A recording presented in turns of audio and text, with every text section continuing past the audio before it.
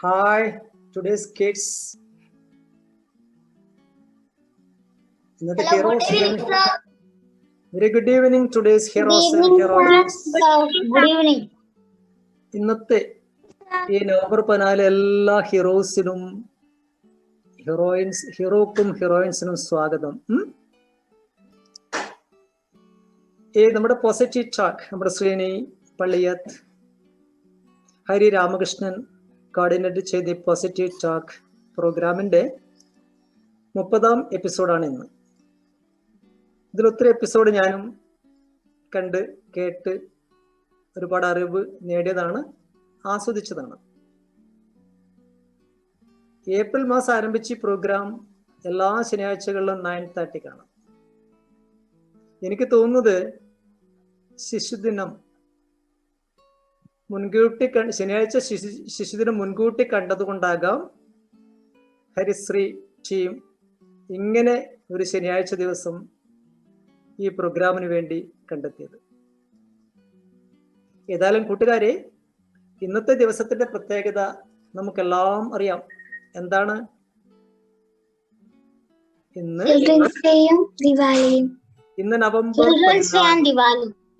ഇന്ന് നവംബർ 14 ശിശുദിനം. നമ്മുടെ പ്രിയപ്പെട്ട ജവഹർലാൽ നെഹ്റു, നിങ്ങളുടെ സ്വന്തം ചാച്ചാജി, അദ്ദേഹത്തിന്റെ ജന്മദിനമാണ് ഇന്ന്. നമ്മുടെ ഇന്ത്യയുടെ ആദ്യ പ്രധാനമന്ത്രിയും ഏറ്റവും കൂടുതൽ കാലം ഇന്ത്യയിൽ പ്രധാനമന്ത്രി പദം അലങ്കരിച്ചതുമായ ആ മഹാന്റെ ജന്മദിനം. നെഹ്റു എന്ന് പറയുമ്പോൾ ഒരു കാലഘട്ടത്തെ ആളല്ല, എക്കാലത്തെയും മികച്ച പ്രാസംഗികൻ, മികച്ച രാഷ്ട്രീയക്കാരൻ, മികച്ച എഴുത്തുകാരൻ, മികച്ച മനുഷ്യസ്നേഹി,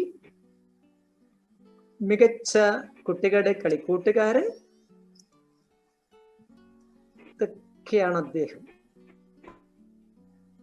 എത്ര തിരക്കുണ്ടെങ്കിലും നിങ്ങളുമൊത്ത് ഈ കൂട്ടുകാരുമായിട്ട് കളിക്കാനും രസിക്കാനും സമ്മാനങ്ങൾ വാരിത്തരാനും ഒക്കെ തന്നെ നെഹ്റു എന്നും തയ്യാറായിരുന്നു.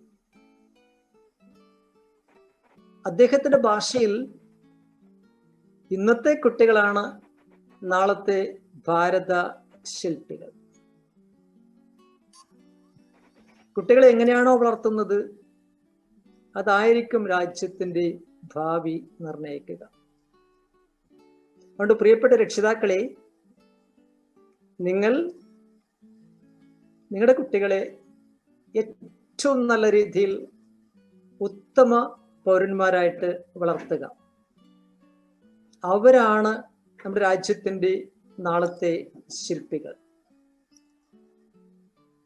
പിന്നെ അദ്ദേഹത്തിന് കുട്ടികളോട് അത്രമാത്രം ഇഷ്ടമായിരുന്നു. അദ്ദേഹത്തിന്റെ ഭാഷയിൽ കുട്ടികൾ പൂന്തോട്ടത്തിലെ പൂക്കളെ പോലെയാണ്.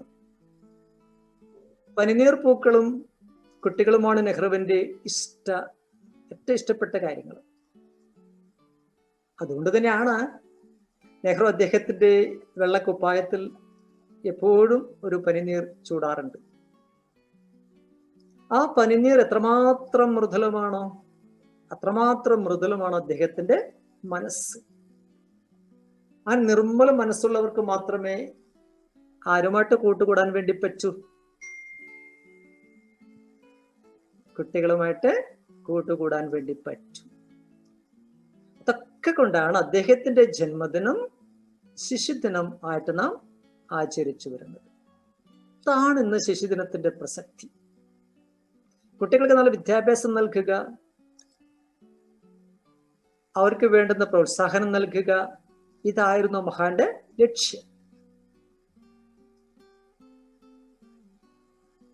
നല്ല എഴുത്തുകാരൻ കൂടിയാണ് അല്ലേ? ഡിസ്കവറി ഓഫ് ഇന്ത്യ, ഇന്ത്യയെ കണ്ടെത്തൽ, അതൊരു യാത്രയാണ്. ഇന്ത്യയുടെ സംസ്കാരം, പ്രകൃതി, ഇന്ത്യയുടെ രാഷ്ട്രീയം, ചരിത്രം എന്നിവയിൽ കൂടിയുള്ള യാത്രയാണ് ഡിസ്കവറി ഓഫ് ഇന്ത്യ എന്ന പുസ്തകം. ഇന്ന് നെഹ്റുവിന്റെ ഈ ജന്മദിനത്തിൽ, ശിശുദിനത്തിൽ നാം എന്താണ് ഡിസ്കവർ ചെയ്യുന്നത്? Discover the hidden secrets, discover the hidden talents in A child. Every child is bone with hidden talents. എല്ലാ കുട്ടികളും ടാലൻസുമായിട്ടാണ് ജനിക്കുന്നത്, അല്ലേ? അല്ലേ? Every child is talented. എല്ലാ കുട്ടികൾക്കും ടാലന്റ് ഉണ്ട്. ബിക്കോസ് എന്തുകൊണ്ടാ? Every child is A gift of God or nature. പ്രകൃതിയുടെ അല്ല ദൈവത്തിന്റെ ഒരു വരദാനമാണ് ഓരോ കുട്ടികളും. അതുകൊണ്ട് തന്നെ ഒന്നല്ലെങ്കിൽ മറ്റൊരു ടാലന്റ് കുട്ടികൾക്ക് ഉണ്ടാകും. ഉറപ്പല്ലേ പ്രിയപ്പെട്ട രക്ഷിതാക്കളെ? ആണ്, അല്ലേ? ഏത് കുട്ടിക്കാണ് ടാലന്റ് ഇല്ലാത്തത്? ചില കുട്ടികൾക്ക് മൾട്ടിപ്പിൾ ടാലൻസ് ആണ്. ആ കുട്ടികളുടെ ടാലന്റ് കണ്ടെത്തിയിട്ട് പ്രോത്സാഹിപ്പിക്കണം. അതാണ് ഇന്നത്തെ ക്ലാസിന്റെ പ്രസക്തി. എങ്ങനെയാണ് നമുക്ക് കുട്ടികളുടെ ടാലന്റ് കണ്ടെത്താൻ പറ്റി? അതൊരു വലിയ ടോപ്പിക്കാണ്, അല്ലേ? Discovery of the talents in A child is A very tough topic, just like the toughest parenting. ഒരുപാട് കാര്യം ടഫാണ് ലോകത്ത്, അല്ലേ? ചില കാര്യങ്ങൾ ടഫറാണ്. പക്ഷെ ടഫസ്റ്റായ കാര്യമാണ് പാരന്റിങ്, കുട്ടികളെ വളർത്തൽ. അതേപോലെ തന്നെ ടഫാണ് കുട്ടികളുടെ ഈ ടാലന്റ് ഡിസ്കവർ ചെയ്യുക. വളരെ ഡീപ്പായ ഒരു ഫീൽഡാണത്. ഇപ്പൊ കുട്ടികളുടെ ടാലന്റ് എങ്ങനെ ഡിസ്കവർ ചെയ്യാം? അതിൻ്റെ ഒരു ബേസിക് ലെസൺസ്, ഒരു പ്രൈമറി പോയിന്റ്സ് മാത്രമാണ് ഇന്നത്തെ ക്ലാസ്സിൽ നാം ഡീൽ ചെയ്യുന്നത്. അതിൽ ഏറ്റവും പ്രധാനപ്പെട്ടത് provide opportunities. Because opportunity is the mother of talent. നമ്മുടെ കുട്ടികൾക്ക് നമ്മൾ അവസരങ്ങൾ കൊടുക്കണം. എന്തിനാ? കാരണം അവസരങ്ങളാണ് ടാലന്റിന്റെ മാതാവ്. അവസരങ്ങൾ നൽകിയാൽ ഏത് കുട്ടീന്റെയും ടാലന്റ് നമുക്ക് കണ്ടെത്താൻ പറ്റും. അതെങ്ങനെയാണ്? you should give your child, give them paint box, crayons, colors, papers, brushes, playing instruments, musical instruments. ഇപ്പൊ നിങ്ങളുടെ കുട്ടികൾക്ക് നിങ്ങൾ അവസരങ്ങൾ നൽകുക. അതെങ്ങനെയാണ്? ഏതൊക്കെ ഏരിയയിലാണോ കുട്ടി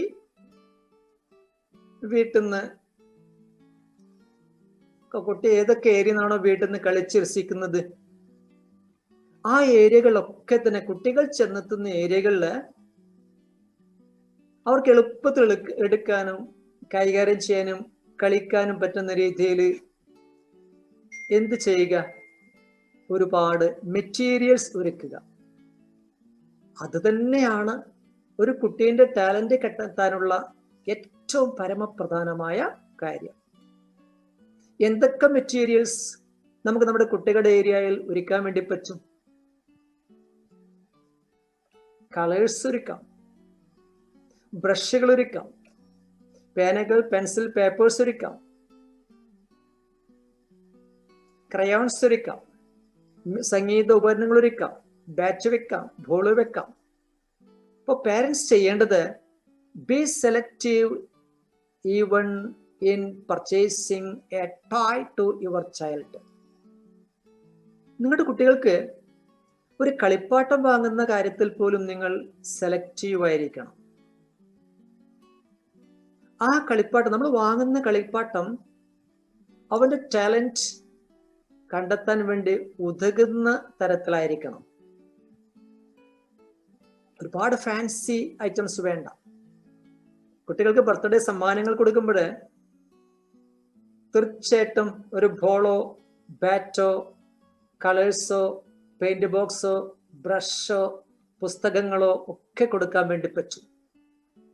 ഇതൊക്കെ ഒരുക്കിയിട്ട് നിരീക്ഷിക്കുക. Every parent should be A great observer or listener.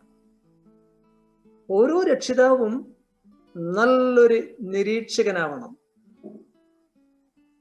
ആണോ? ആവണം.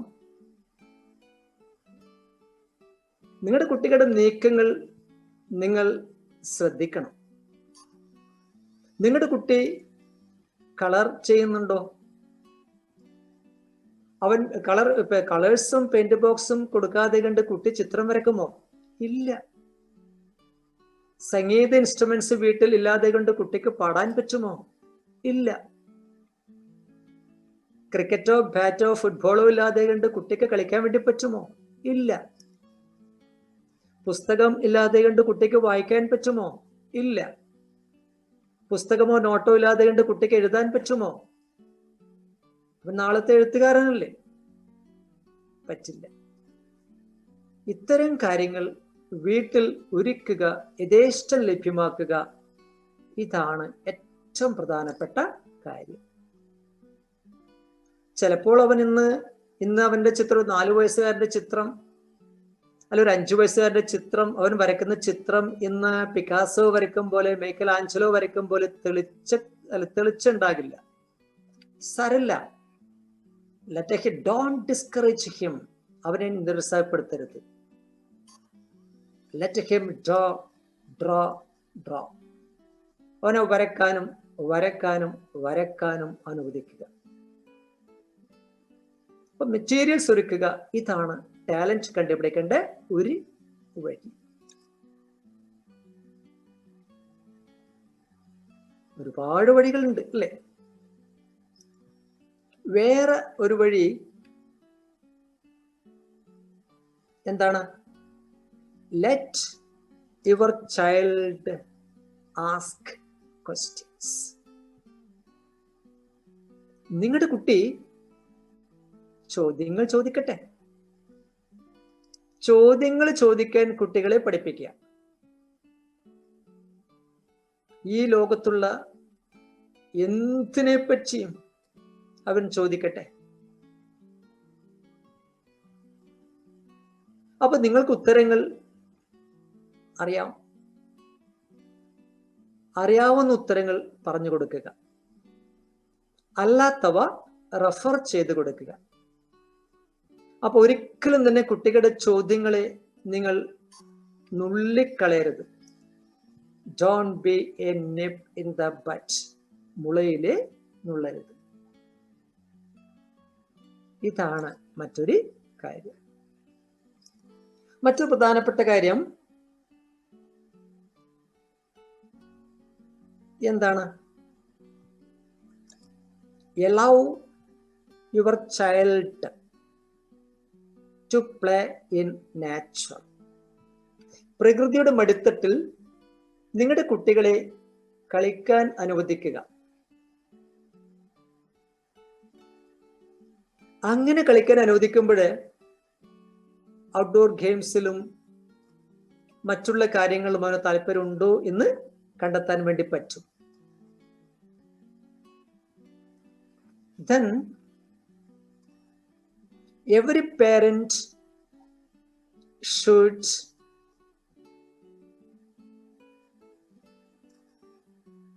give a proper way in house. That means provide a friendly atmosphere at home. വീടുകളിൽ അച്ഛനോടും അമ്മയോടും കൂട്ടുകൂടാനും എന്ത് കാര്യങ്ങളും സംസാരിക്കാനും അവൻ്റെ സ്കൂളിലെ പഠിച്ച കാര്യങ്ങൾ, ടീച്ചർ ചോദിച്ച കാര്യങ്ങൾ, എന്താണ് കുട്ടിക്ക് പറയാനുള്ളത്, ആ കാര്യങ്ങളൊക്കെ തന്നെ ശ്രദ്ധിച്ച് കേൾക്കുക. അതിനുള്ള അവസരങ്ങൾ പാരൻസ് വീട്ടിൽ ഒരുക്കണം. ഒരിക്കൽ ഒരു ടീച്ചർ വീട്ടിൽ നിന്ന് ഹോംവർക്ക് ചെയ്യുകയാണ്, ഹോംവർക്ക് നോക്കിയാണ്. ഹോംവർക്ക് നോക്കിക്കൊണ്ടിരിക്കുമ്പോൾ ടീച്ചർ കണ്ണീർ വാർക്കുകയാണ്. ഭർത്താവ് ചോദിച്ചു, എന്തു പറ്റി? ഞാൻ ഇന്ന് കുട്ടികൾക്ക് ഒരു അസൈൻമെന്റ് കൊടുത്തു, നിങ്ങൾക്ക് ആരാകണം, എന്താണ് നിങ്ങളുടെ സ്വപ്നം, ആ വിഷയത്തെപ്പറ്റി എഴുതാനാണ്. അതിനെന്തിനാണ് നീ കരയുന്നത്? ഈ പേപ്പർ കണ്ടോ, ഇത് നോക്കിയിട്ടാണ് ഞാൻ കരയുന്നത്. എന്താണ്?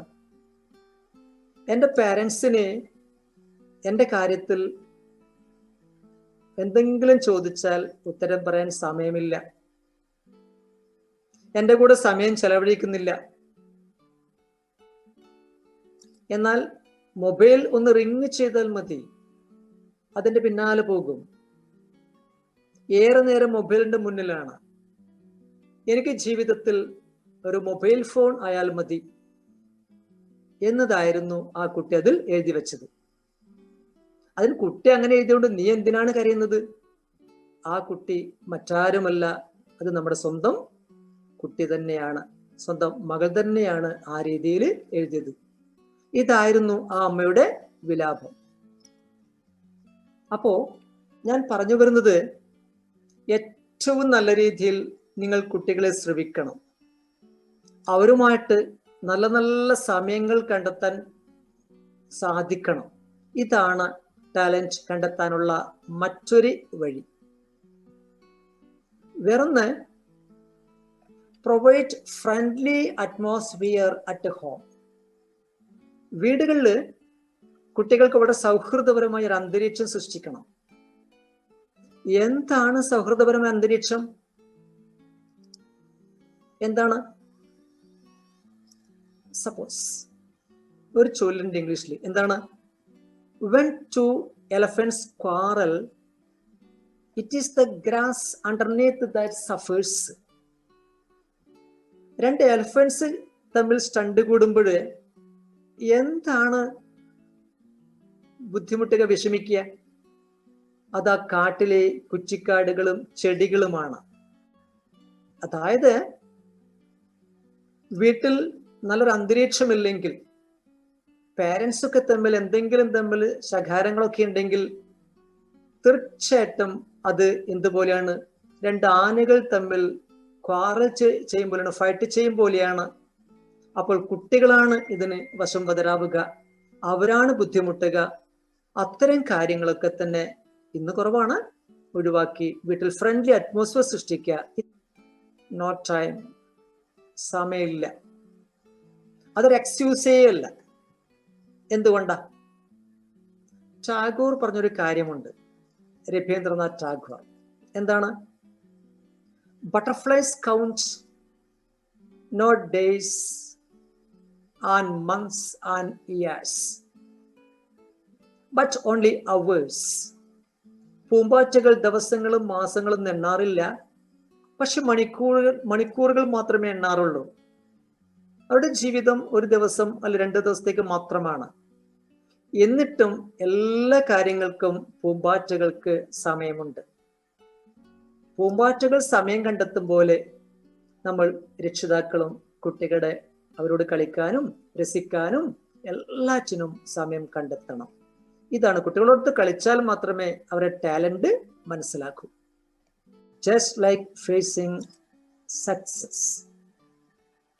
എങ്ങനെയാണോ നാം വിജയത്തെ ഫേസ് ചെയ്യുന്നത്, അതേ രീതിയിൽ തന്നെ കുട്ടികളെ പരാജയങ്ങളും മിസ്റ്റേക്സും നേരിടാൻ പഠിപ്പിക്കണം. കാരണം every child has strength and weakness. എല്ലാ കുട്ടികൾക്കും കഴിവുണ്ട്, കഴിവുകേടുമുണ്ട്. ഒരു ഏരിയയിലെ കഴിവ് മറ്റൊരു സ്ഥലത്ത് കഴിവുകേടായിരിക്കാം. അപ്പൊ കഴിവ് കെട്ടതായിട്ട് ഒരു കുട്ടിയും ഇന്ന്, ഒരു മനുഷ്യനും ഇന്ന് ഈ ഭൂമുഖത്ത് ഇല്ല. അപ്പൊ ഇതിനെന്ത് വേണം? കൃത്യമായ രീതിയിൽ കുട്ടികൾക്ക് വീണ്ടും അവസരങ്ങൾ ഒരുക്കുക. നിങ്ങൾക്കറിയാമോ, വിജയത്തിൽ പ്രശംസിച്ചാൽ പോരാ, പരാജയത്തിൽ ആശ്വസിപ്പിക്കാനും തോറ്റു കൊടുക്കാനും കുട്ടികളെ ഇന്നത്തെ കാലത്ത് പഠിപ്പിക്കണം. എക്കാലത്തെയും പ്രശസ്ത സയന്റിസ്റ്റ് ആരാണ് ബൾബ് കണ്ടുപിടിച്ചത്? Thomas Alva Edison. അദ്ദേഹം 3000-ൽ പരം ഡിസൈൻ, 3000-ൽ പരം പരീക്ഷണങ്ങൾ ചെയ്താണ് ബൾബ് കണ്ടെത്തിയത്. ഈ 3000-ൽ പരം പരീക്ഷണങ്ങൾ ഓരോന്നായിട്ട് ഡിസൈൻ പരാജയപ്പെടുമ്പോഴും എന്താ കൂട്ടുകാർ പറയുക? യു ഫെയിൽഡ് 3000 ടൈംസ് എന്നാണ് പറയുക. ഐൻസ്റ്റീൻ എഡിസന്റെ മറുപടി എന്താണ്? No, I have not failed 3000 times, but I succeeded 3000 times finding which design doesn't work, or which experiment doesn't succeed. ഞാൻ 3000 പ്രാവശ്യം പരാജയപ്പെട്ടതല്ല, പക്ഷെ ഏതൊക്കെ ഡിസൈൻ ഫലിക്കില്ല, ഏതൊക്കെ പരീക്ഷണങ്ങൾ നല്ലതല്ല എന്ന് കണ്ടുപിടിക്കുന്ന കാര്യത്തിൽ ഞാൻ 3000 വട്ടം വിജയിച്ചു എന്നായിരുന്നു എഡിസന്റെ വാദം. മറ്റൊന്ന്, ലോകത്തെ ഏറ്റവും ഉയരമുള്ള സ്ഥലം ഏതാണ്? Peak of top of mount Everest. 1953 May 29-നാണ് എഡ്മണ്ട് ഹിലാരിയും എന്ന നോർവേക്കാരനും ടെൻസിംഗ് നോർഗെ എന്ന നേപ്പാൾക്കാരനും ആദ്യമായിട്ട് ഭൂമിയുടെ ഏറ്റവും ഉയരത്തിൽ കാലുകുത്തിയത്.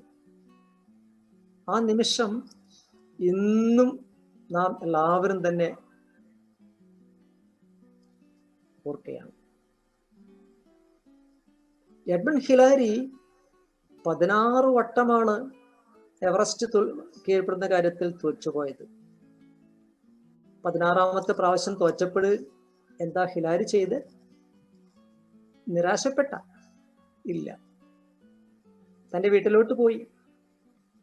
അതിവിശാലമായ മനോഹരമായ ഒരു വീട്ടിന്റെ ചുമർ തെരഞ്ഞെടുത്തു.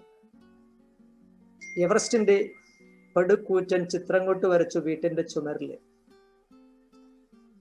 ആ എവറസ്റ്റിനെ ചൂണ്ടിക്കൊണ്ട്, വെല്ലുവിളിച്ചുകൊണ്ട്, ചലഞ്ച് ചെയ്തുകൊണ്ട് പറഞ്ഞു, hey Everest, you defeated me 16 times.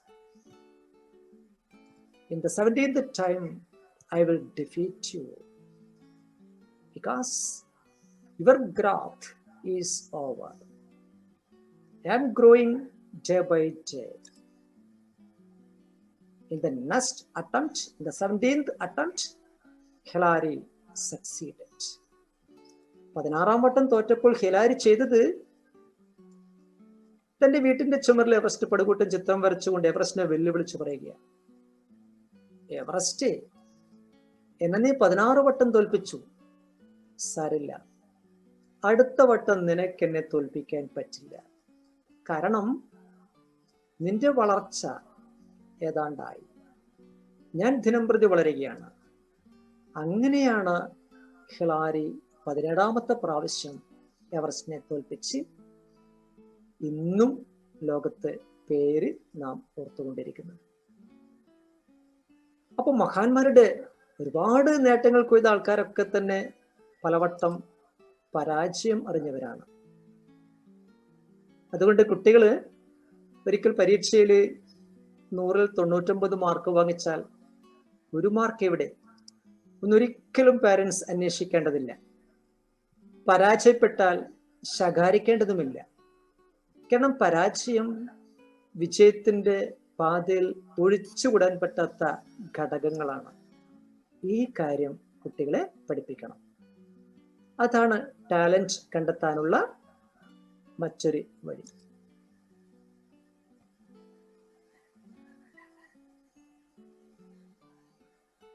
Sreeni sir, ഏകദേശം എത്ര സമയം കൂടി എടുക്കാം?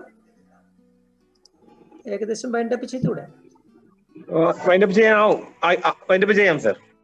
അല്ലേ? അപ്പോഴേ ഞാൻ കൺക്ലൂഡ് ചെയ്ത് പറയുന്നത്, ഈ ഒരു ചെറിയൊരു സമയം കൊണ്ട് discovery of the hidden talent in A child describe ചെയ്യുക അത്ര ഈസി അല്ല. ഒരു വിശാലമായ സബ്ജക്റ്റ് ആണ്. പ്രൈമറി ടോപ്പിക്സും പ്രൈമറി പോയിന്റ്സും മാത്രമാണ് ടച്ച് ചെയ്തത്. എനിക്ക് ഈ ക്ലാസ് അവസാനിപ്പിച്ചുകൊണ്ട് പറയാനുള്ളത്, നിങ്ങളുടെ കുട്ടികൾക്ക് നിങ്ങൾ വീണ്ടും അവസരങ്ങൾ ഒരുക്കിക്കൊണ്ടേയിരിക്കുക. അവൻ പുസ്തകങ്ങൾ വായിക്കട്ടെ, എഴുതട്ടെ. അവൻ നാളെ വില്യം ഷേക്സ്പിയറിനെ പോലെ എന്നും കാലമോർക്കുന്ന എഴുത്തുകാരൻ ആയിത്തീർന്നേക്കും. അവൻ വായിക്കട്ടെ, വളരട്ടെ, പ്രസംഗിക്കട്ടെ. ലോകമോർക്കുന്ന പ്രാസംഗികരാകുന്ന Vivekananda, George Bernard Shaw, Winston Churchill, Martin Luther King, V K. Krishna Menon, ഏതെങ്കിലും പ്രാസംഗികൻ ആയേക്കാം. നിങ്ങളുടെ കുട്ടികൾ ചിത്രങ്ങൾ വരയ്ക്കട്ടെ. നിങ്ങൾ പെയിന്റ് ബോക്സും ക്രയോൺസും ബ്രഷുകളും യഥേഷ്ടം വാങ്ങുക. കാലം കാത്തു സൂക്ഷിക്കുന്ന, കാലം എന്നും ഓർമ്മിക്കുന്ന ബൈക്കലാഞ്ചലോ ഓർ പിക്കാസോ അവനായിത്തീരട്ടെ. നിങ്ങളുടെ കുട്ടികൾക്ക് സംഗീതത്തിലാണോ താല്പര്യം? Buy musical instruments, let him play, and he may become Beethoven or A.R. Rahman of tomorrow. നിങ്ങളുടെ കുട്ടികൾ കളിക്കാൻ നിങ്ങൾ കളിപ്പാട്ടങ്ങൾ എന്ന പോലെ തന്നെ പന്തുകളും ബാറ്റും ഒക്കെ തന്നെ വാങ്ങിച്ചു കൊടുക്കുക. He will become Sachin Tendulkar of tomorrow. ഈ രീതിയിൽ കുട്ടികൾക്ക് യഥേഷ്ടം, വീണ്ടും ഞാൻ പറയുകയാണ്, opportunity is the mother of talent. So provide them opportunity with plenty of toy things. Okay, എന്ന് മാത്രം പറഞ്ഞുകൊണ്ട് ഇന്നത്തെ ഈ വിലപ്പെട്ട സമയം അനുവദിച്ച ഈ പോസിറ്റീവ് കമ്മ്യൂൺ എന്ന വിഷയത്തിൽ എനിക്കൊരു അവസരം തന്ന എൻ്റെ ഫ്രണ്ട് ശ്രീനിക്കും, ഇതിൻ്റെ സംഘാടകൻ ഹരി രാമകൃഷ്ണനും, എന്നെ കേട്ട എല്ലാവർക്കും, കുട്ടികളുടെ പ്രിയപ്പെട്ട കുട്ടികൾക്കും രക്ഷിതാക്കൾക്കും എല്ലാവർക്കും എൻ്റെ നന്ദി സൂചിപ്പിച്ചുകൊണ്ട് തൽക്കാലം നിർത്തുന്നു.